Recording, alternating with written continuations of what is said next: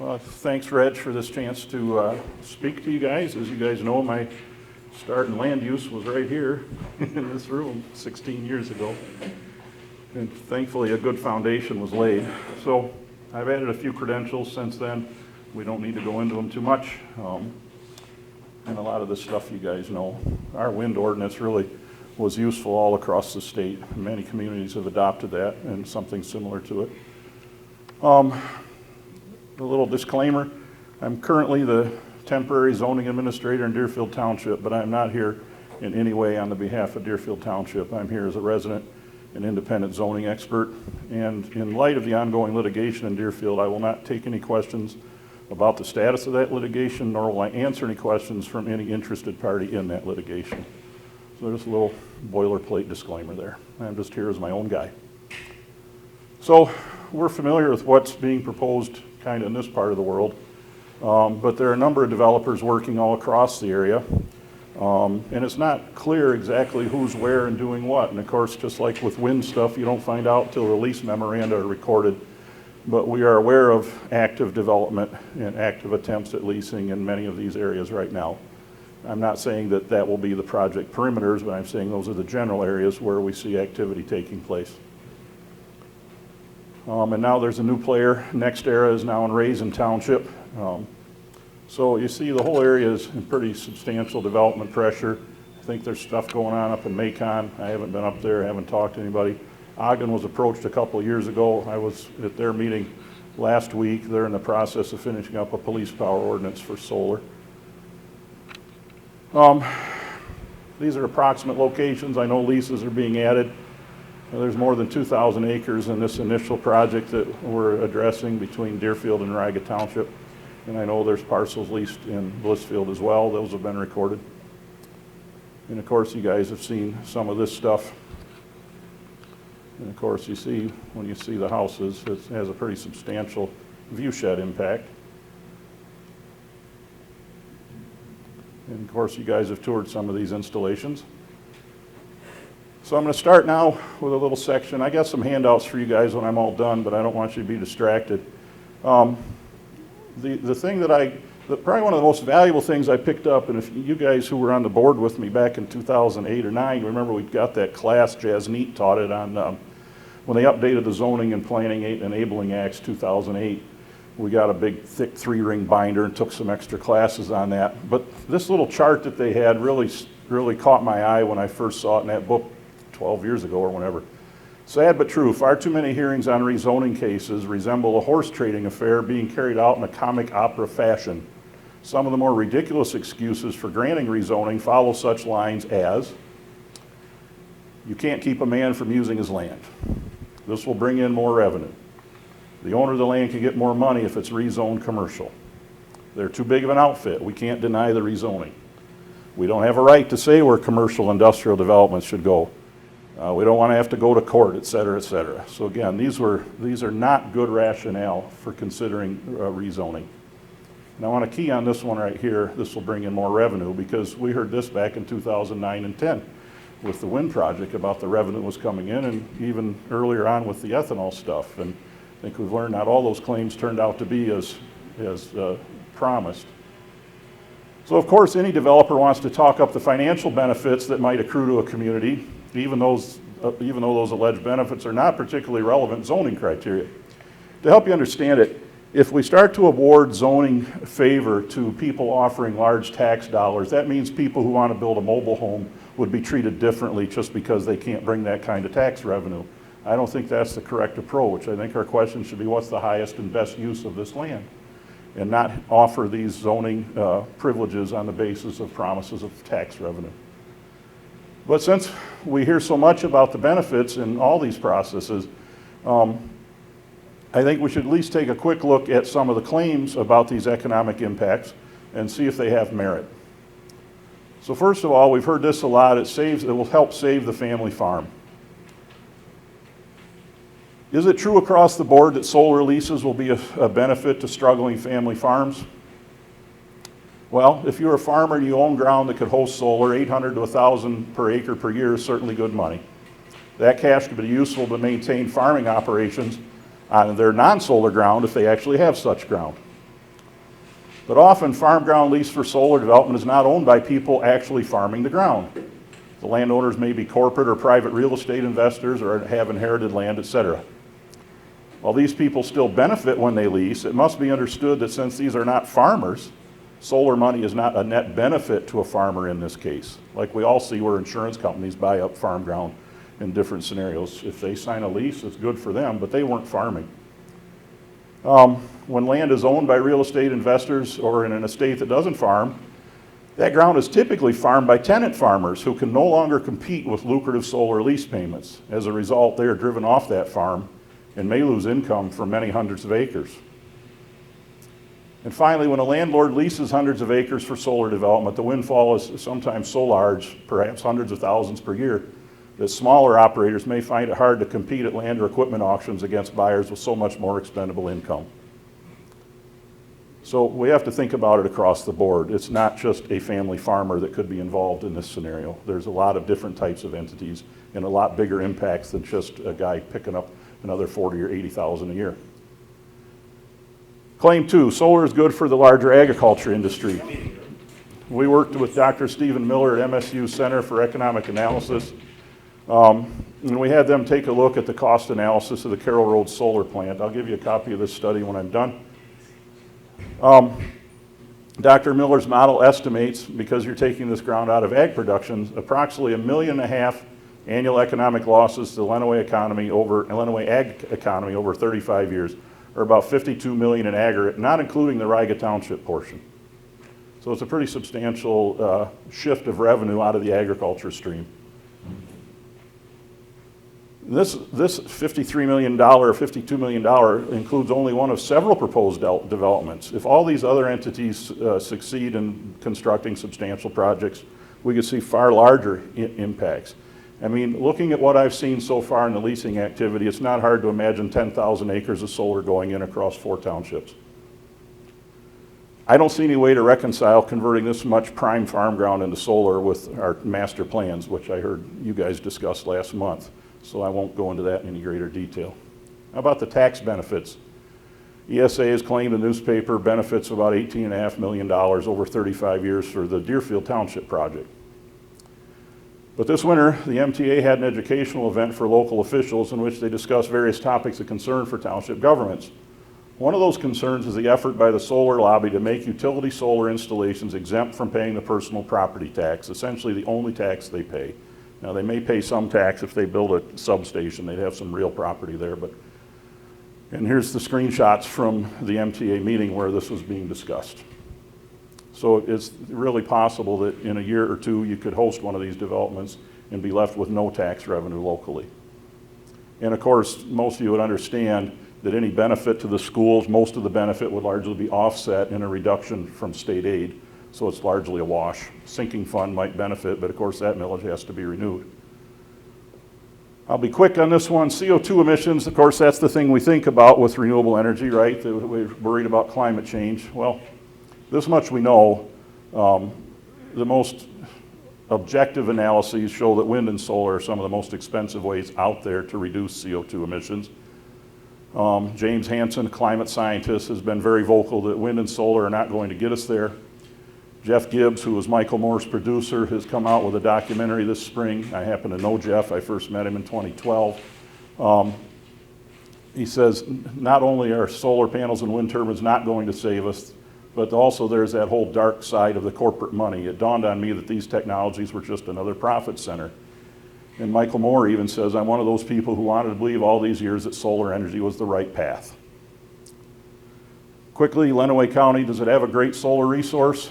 Well, if you look at this map, you'll see that we're among the worst solar resource.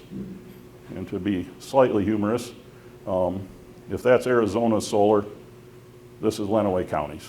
Most of us know that. We got a lot of overcast days here. It's not a great solar resource area. And we know that solar drives up, and wind, long-term, our retail electricity bills, which affects all farmers and all local industry.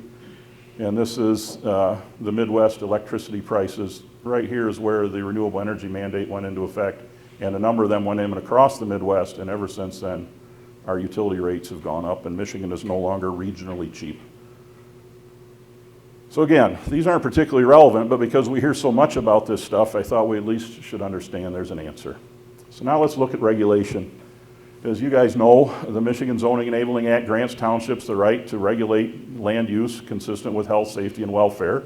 And we can regulate aesthetics, like size of structures, percentage of coverage, setbacks, etc.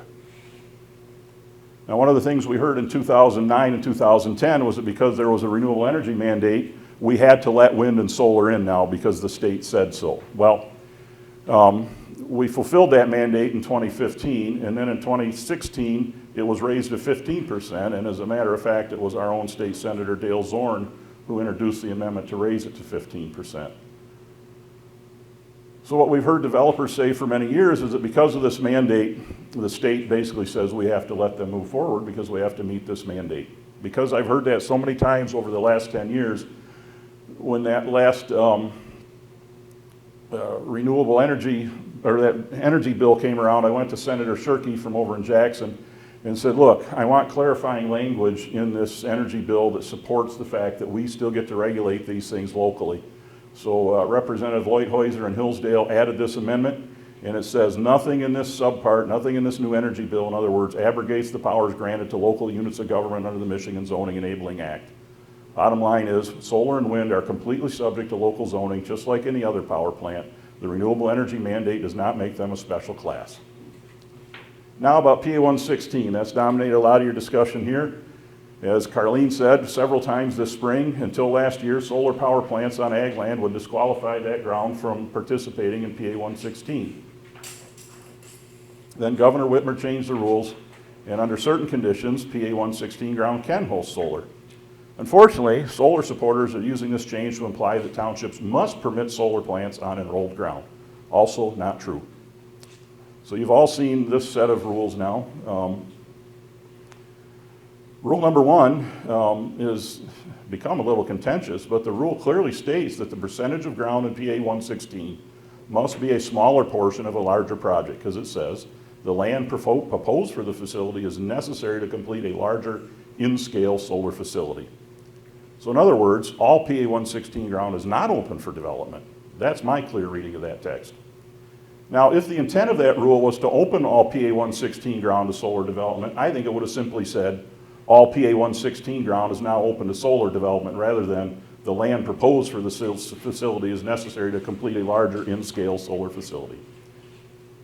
Secondly, has this rule change taken away local control? No. The second step is, because it says it may be permitted, the second step is that the placement of the solar panels has been approved by the local government having zoning authority. So again, the township has not lost their ability to regulate these in any way you see fit. And there's a third step. In fact, there's many more. We can't read the whole document tonight. It's boring no matter how quickly you read. But MDARD should have some criteria to decide whether or not they would approve it. So when I talked to this guy this spring, he said, we don't have those criteria yet. And I followed up with further emails, and I've heard nothing. I've done a large FOIA request into MDARD, and hopefully in the next few weeks we'll get some more answers on what's going on internally. But when I spoke to this fellow, he made it clear the intent of the rule change was not to incentivize solar development on large swaths of primarily high-quality farm ground, but rather to permit some solar on incidental tracts of marginal farm ground. So more PA 116 rules to consider.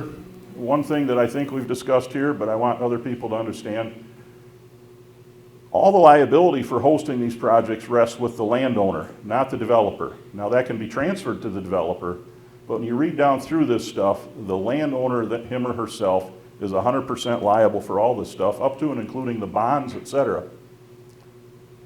So I encourage you to read through that. It's too tedious to go through it today, but there's a couple points that are really important. In the question and answer section of that, it says, why does the drainage need to be maintained on the property where the solar panels are located? And the answer says, if the drainage is not maintained, the land may revert into a wetland area, which may come under state of Michigan regulation. If the land becomes a wetland regulated by the state of Michigan, the land may not be used for farming. So drainage maintenance is a serious ag land issue. And Carlene talked about this. The pollinator habitat is a critical part of this. We talk about tedious to try and understand all that. I know you guys have access, but that's the link to the pollinator scorecard. So Solar developers have stated in public meetings that these PA 116 rules require them to return the ground to its original condition at the end of the project. The implication is that since those state rules are so rigorous, the township should not be overly concerned about decommissioning. Here's the problem. A and I misspelled trivial, portion of the ground in the Carroll Road solar plant is not in PA 116, which means those protections would not apply to that ground. And it's particularly troubling since at least one area solar lease says the developer shall have no obligation to remove any roads constructed on the property or any subsurface improvements. So if it's not in PA 116, you're going to have to make sure you have other language in there to make sure those types of rules are a part of your regulations. And remember, a year ago you sat in this room, or a year and a half ago, feeling like the ordinance was complete because PA 116 was strong protection. We don't know what could happen now. The bottom line is if you want rigorous ag preservation rules, we have to put them in locally where we control it rather than Gretchen Whitmer or whoever comes next. So now local regulations. Of course, we've discussed it here already. There are two documents that impact the placement of solar. Carlene read the master plan last month. I read it a few months prior. Then, of course, we recognize the zoning ordinance. It's worth repeating, it shall be the township's responsibility to encourage the retention of farmland in agricultural production. And it has even stronger language in there, shall promote the enrollment of PA 116 persons. In other words, we want this to stay in agricultural production. The Lenawee County Land Use Plan says the same thing. Basically everything from the ridge down to this end of the county is slated for intensive agricultural development and should be protected. So we keep hearing that this is solar farming and allows farmers to harvest a new crop. First of all, our ordinance defines what agriculture it is, and it's and by the way, there's some typos in this. I did quote it correctly. You may want to look at that language at some point. But bottom line is power generation is not recognized as agriculture in our zoning ordinance. The Right to Farm Act does not include power generation anywhere in this long list either. It's not farming. Furthermore, there's a lot of things that use the word farm that we wouldn't call agricultural, like tank farms and antenna farms. This isn't farming either. Pretty basic. So we have a moratorium in place, and I think that's wise. We didn't anticipate the PA 116 ground would be developable. And as we've seen here before, we got a lot of PA 116 ground, presuming this is accurate, in the township. Without that rule change, it would have been tough to build anything near this scale. And if we zoom in on our part, only a couple parcels are out of PA 116, and these red ones would be disqualified a year and a half ago because they appear to be in PA 116.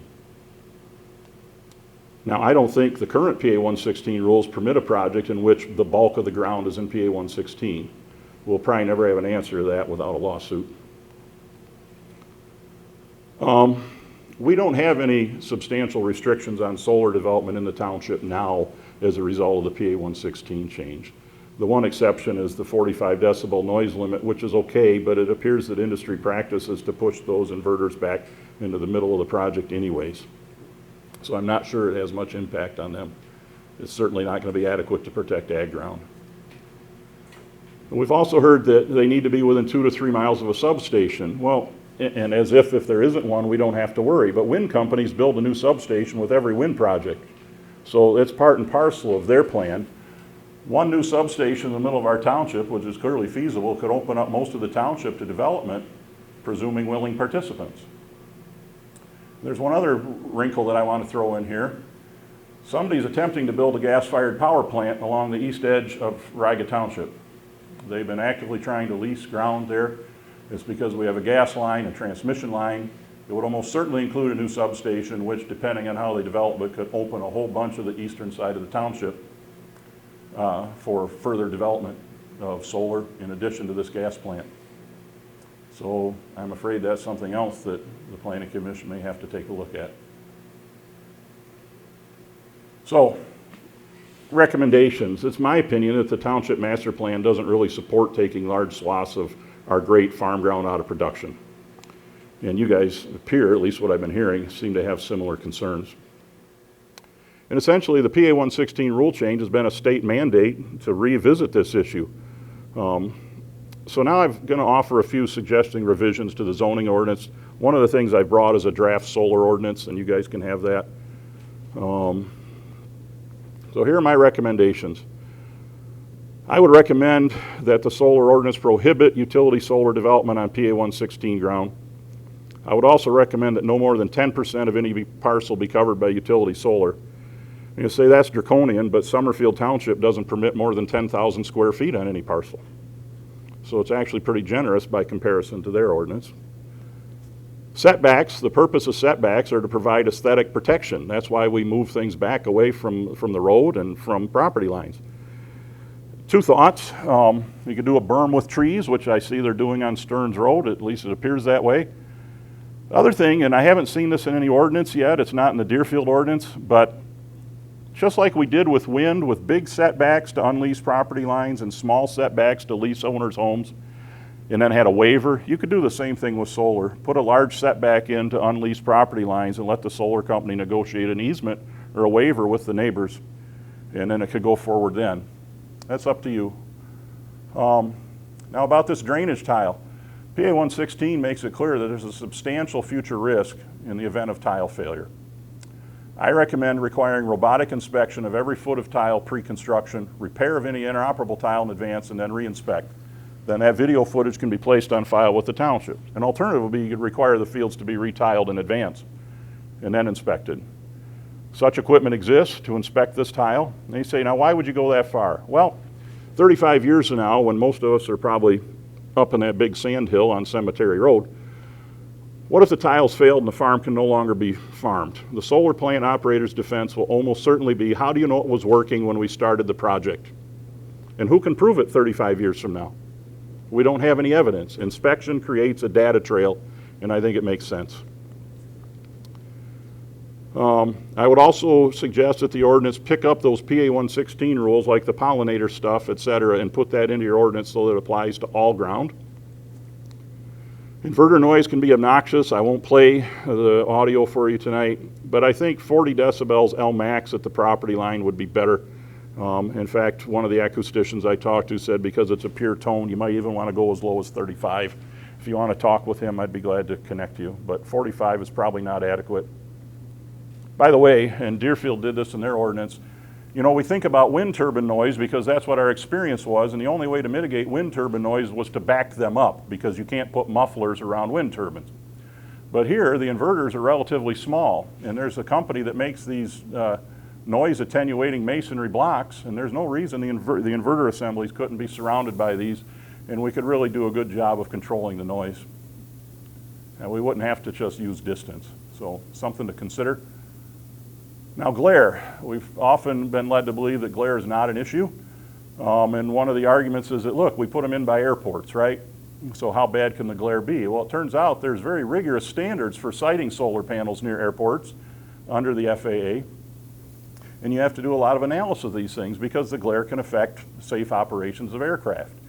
And Sandia National Labs is one of the companies that consults on these things and furnishes these solar glare tools.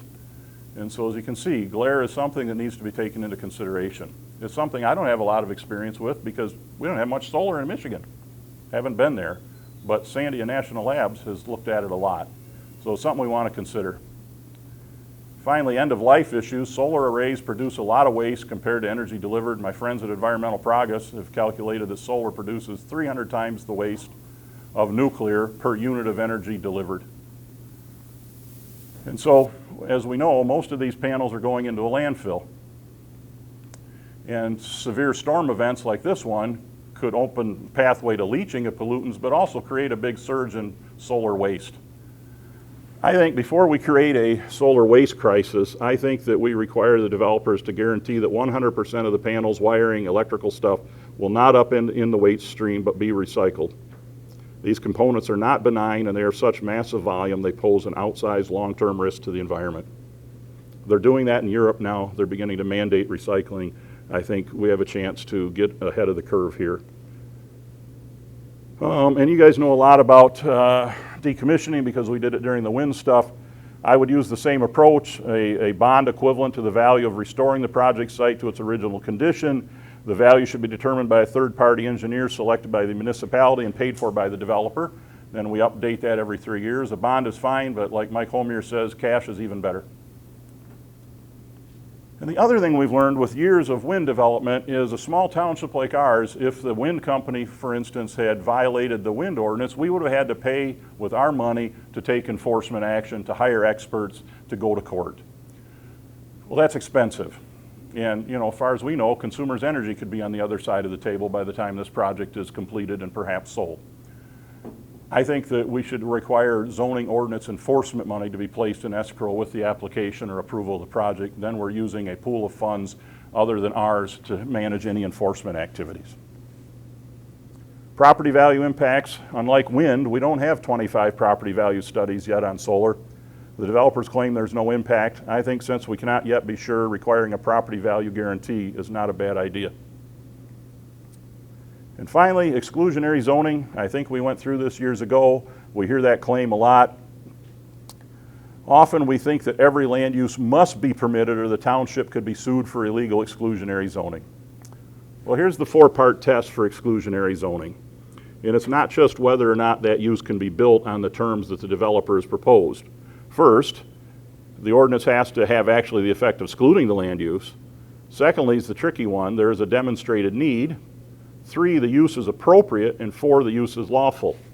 Well, NextEra made a claim in Tuscola County that the wind ordinance was exclusionary, and the judge says, well, look, you failed test number 2 because you have to have a demonstrated need. And he said, there's no question wind turbines produce electricity, but Almer Township already has electricity.